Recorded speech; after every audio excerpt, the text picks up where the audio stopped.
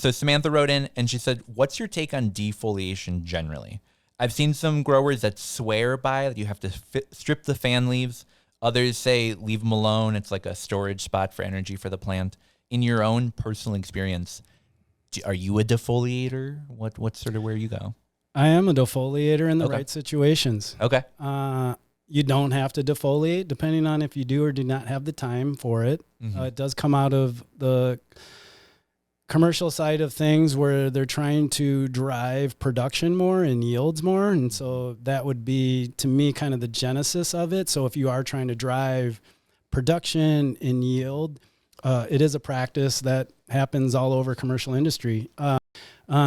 But at the same time, it's like I'm trying to keep the stress at a nice kind of medium point. Everything, these environments are continuous and constant. Mm-hmm. If you look outdoors, it's not happening. It's up and down. You're getting all these different times of rest for the plant and relaxation, or, more wind or rain, or these more intense environments. Days of shade. Yeah, totally. Yeah. So, when you're 12 and 12 at 100% on your LED and the fans are bustling and the irrigation is running, or you're in there with your water can and doing your thing, it's always on. The stress is always on. So I kind of use the defoliation. I kind of sit back a little and relax on that a little bit, because I'm not interested in the yield.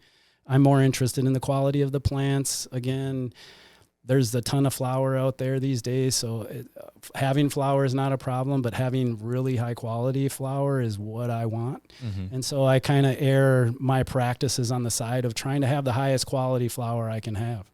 And I would say, just not doing any defoliation could be detrimental to the plant.